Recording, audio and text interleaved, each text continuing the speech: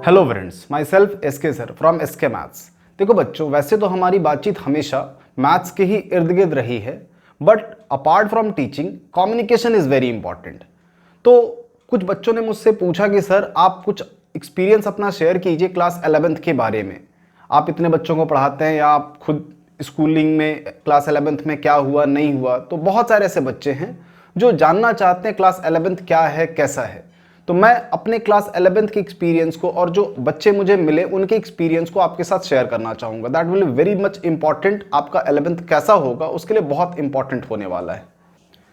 Class 11th के बच्चे frequently मुझसे पूछते हैं सर कितने घंटे हमें पढ़ने चाहिए, कौन सी चीज़ें हैं जो क्लास 11th में नहीं करनी चाहिए, क्या नया है क्लास 11th में।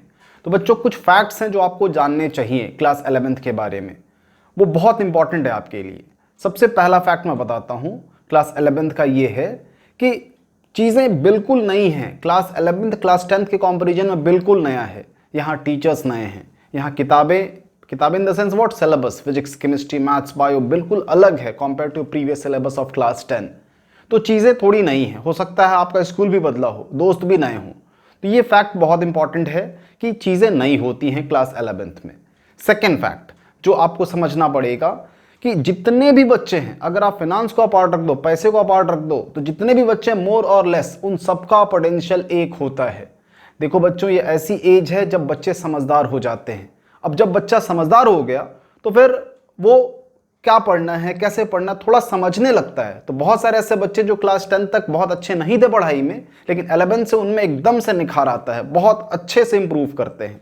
तो इसका भी ख्याल रखिएगा, इस भ्रम में मत रहिएगा कि अगर मेरे मार्क्स अच्छे हैं तो मेरा 11th या 12th मेरा अच्छा होगा। ऐसा कतई नहीं है, ये एक मिथ है।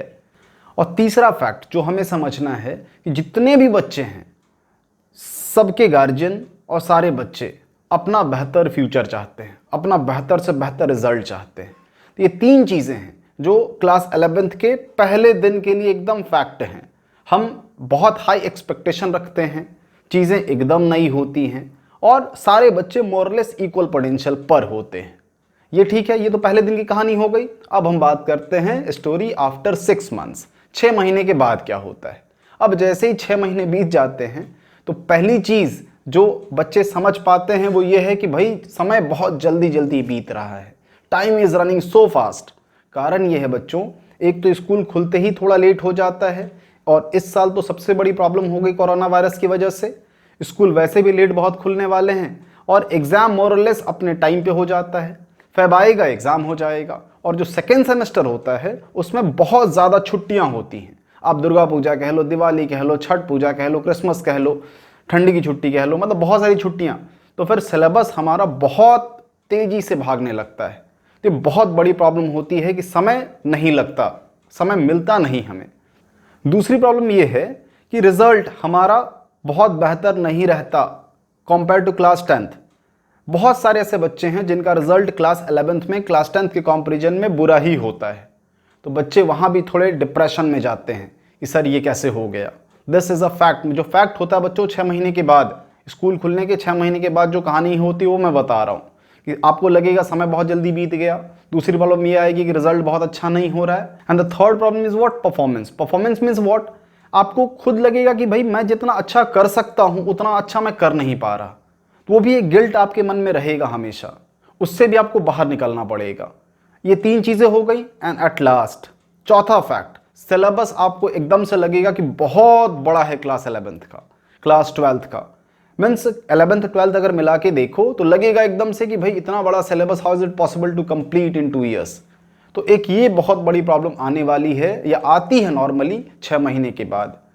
तो बच्चों 6 महीने के बाद हमें कुछ भी तकलीफ ना हो, जो भी प्रॉब्लम्स मैंने बताई, अगर वो सारी चीज़ें हम पहले ही ठीक कर लें तो डोंट यू थिंक हमारे लिए बहुत अच्छा होगा।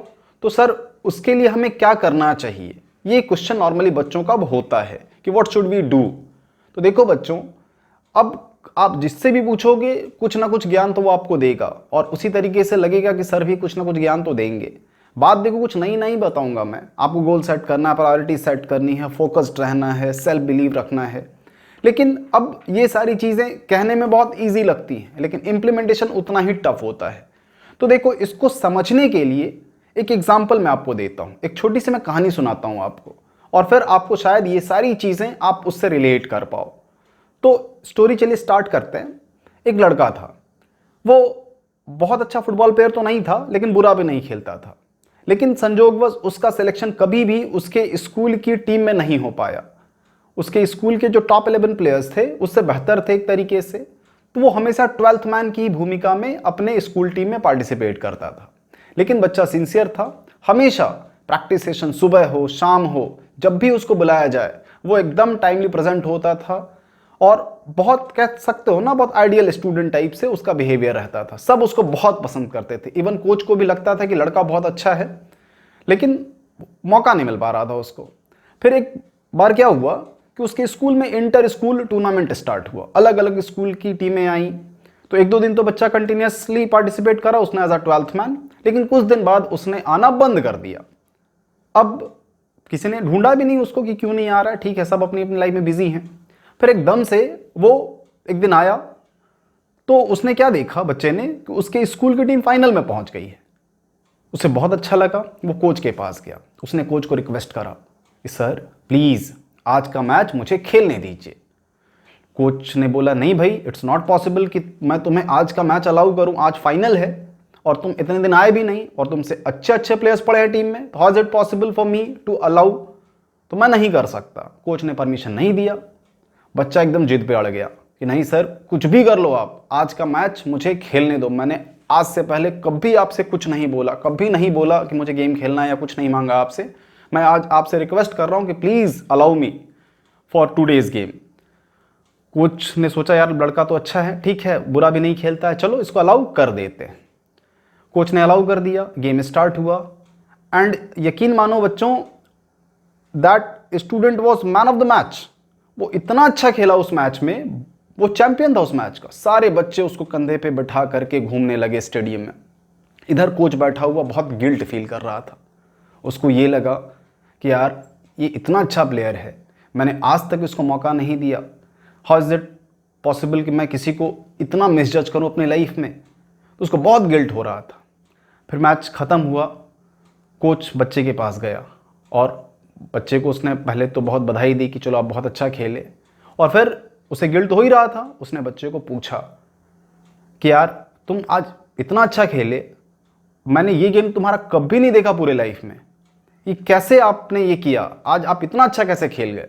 तो बच्चे ने बोला sir today is the first time जब मेरे फादर मेरा मैच देख रहे हैं। कोच उस जगह की तरफ मुड़ा जहां प्रत्येक दिन सुबह शाम उसके फादर उस बच्चे के साथ आते थे उसका मैच देखने। कोच ने क्या देखा, उस जगह पे कोई नहीं था। कोच ने बच्चे को बोला कि बच्चे यहाँ तो आज कोई नहीं है, तुम्हारे पापा तो नहीं आए आज। तो बच्चे ने जवाब दिया जी सर, मेरे फादर आज तो नहीं आए, मेरे फादर का कुछ दिन पहले देहांत हो गया और वो अंधे थे। देखो बच्चों, कहानी बहुत हार्ट टचिंग है, इसमें बहुत सारी चीज़ें हैं जो हम सीख सकते हैं, समझ सकते हैं। अगर आप इसको लाइफ लॉन्ग याद रखो तो कुछ ना कुछ मैसेज ये आपको हमेशा दे जाएगी ये स्टोरी। फोकस क्या होता है, बिलीव क्या होता है, सपोर्ट क्या होता है, इन सभी चीज़ों का बहुत अच्छा कॉम्बिनेशन इस स्टोरी के अंदर। उस बच्चे को जिस दिन फील हो गया ना कि नहीं आज मुझे करके दिखाना है, आज मेरे फादर मेरा मैच देख रहे होंगे, आज का दिन मैं जाने नहीं दूंगा, तो उसने कर दिखाया। तो कहीं ना कहीं आपको भी ये चीज़ें समझनी है कि आपको भी चीज़ें, कोई ना कोई आपको देख रहा है, बहुत लोगों की नज़र है आप पर, तो आप भी करके दिखाओ, करके दिखाना है। तो मोरल आई थिंक आपको इस कहानी का समझ में आया होगा कि गोल सेट करना क्या होता है, मोटिवेशन क्या चीज़ है, फोकस रहना किसे कहते हैं। तो होप आपको स्टोरी बहुत हेल्प करेगी। तो ये तो बात हो गई चलो बच्चों मेरी आपसे। अब मैं कुछ बात करूं आपके पेरेंट्स से। सर रिगार्डिंग योर पेरेंट्स, अब मैं पेरेंट्स की अगर बात करूं तो पेरेंट्स की देखिए सर रिस्पॉन्सिबिलिटी बहुत बढ़ जाती है। जब बच्चे क्लास 11th में हैं, जैसा कि मैंने पहले ही फैक्ट में ही बताया था कि सारे बच्चे मोरलेस इक्वल लेवल पर हैं, तो सर अगर कुछ बच्चे आगे निकल जाते हैं, कुछ बच्चे पीछे चले जाते हैं, तो कहीं ना कहीं रोल तो गार्जियन का भी है, पेरेंट्स का भी है, पेरेंटिंग का भी है। तो सर हम क्या करें क्या नहीं करें, इस चीज़ को भी तो समझना पड़ेगा ना।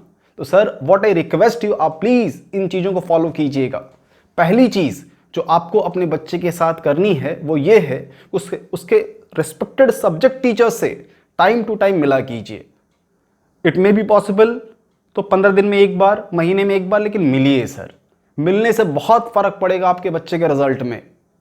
जो भी गार्जियन बच्चे के टीचर से मिलते हैं, टीचर्स का हमेशा थोड़ा सा स्पेशल केयर होता है उन बच्चों के लिए। तो ये पहली चीज़ है जो आपको केयर में लेनी चाहिए। रिस्पेक्टेड सब्जेक्ट टीचर्स से एकदम टाइम टू टाइम समय निकाल के मिलिए, पहली चीज़।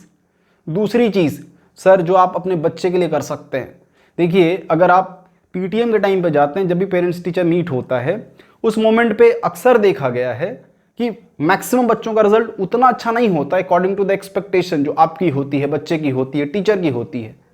तो सर उस वक्त पे कभी कभी बच्चा डिप्रेस भी होता है। तो सर उस वक्त उस बच्चे के साथ खड़े रहिए और नेक्स्ट टाइम इंप्रूवमेंट के लिए उसको प्रिपेयर कीजिए, उससे प्रॉमिस लीजिए, उसको सपोर्ट कीजिए और देखिए, यकीन मानिए अगली बार वो बच्चा बिल्कुल इंप्रूव करेगा। और सर इससे अच्छी बात कुछ नहीं हो सकती। ये सेकेंड पॉइंट है जो आपको ध्यान रखना चाहिए। थर्ड चीज़, सर बच्चा तो बच्चा है, आप पूरी कोशिश करेंगे, he will also try his best, but कुछ ना कुछ कम ज़्यादा होता रहता है। तो एक कंसिस्टेंसी मेंटेन रहे, इसके लिए बहुत ज़रूरी है कि वो अपना क्लास वर्क, होमवर्क तरीके से करे। और करे तो कहाँ करे, कॉपी पर करेगा। तो इसके लिए इफ पॉसिबल आप उसकी कॉपी भी रेगुलर चेक कीजिए, वो क्लास वर्क, होमवर्क प्रॉपर कर रहा है नहीं कर रहा है। It may be possible sir आपको बातें समझ में नहीं आती हो, आप फिजिक्स के बहुत अच्छे नॉलेजेबल पर्सन नहीं हो, केमिस्ट्री आपको नहीं आती हो, मैथ्स आपको नहीं आता हो, कोई बात नहीं, count the pages, just count the pages. और फिर भी अगर आपको और ज़्यादा कुछ लगता है कि नहीं मुझे करना चाहिए अपने बच्चे के लिए, तो रिस्पेक्टेड टीचर से बात कीजिए सर कि आप मेरे बच्चे की कॉपी चेक कर दिया कीजिए 10 दिन में एक बार, 15 दिन में एक बार, सर क्या करा है उसने। That is very very important. Copy check कीजिए या फिर करवाइए सर, कैसे भी करके। चौथी चीज़ जो हम अपने बच्चे के साथ कर सकते हैं, वो उसको ग्रुपिज्म से सर दूर रखिए। इफ पॉसिबल 2 ही फ्रेंड्स हों, एक ही फ्रेंड अच्छा दोस्त हो। सर ये बहुत इंपॉर्टेंट होता है हमारे बच्चों के करियर के लिए कि उसके फ्रेंड्स कैसे हैं, उसका सर्कल कैसा है। तो इफ पॉसिबल थोड़ी सी नज़र उसके दोस्तों पर भी रखिए, बुरे लोगों से संगत दूर रखिए सर। निगेटिव वाइब्स बहुत करियर को इफेक्ट करते हैं। It may be sometimes teachers also, कुछ टीचर्स भी बुरे होते हैं, उनसे भी अपने बच्चों को बचाइए। और आखिरी में सर एक बिलीफ रखिए अपने बच्चे के ऊपर, उस पर ट्रस्ट कीजिए, उसके साथ एम्पैथी रखिए, सिंपैथी मत रखिए। ये पॉसिबल नहीं है सर कि हर बार हर बच्चा एक जैसा ही करे, कभी कभी लाइफ में ऊपर नीचे होता रहता है। तो all the time if possible support him, believe him, और हमेशा उसको मोटिवेट कीजिए कि देख बेटे तुम कर सकते हो।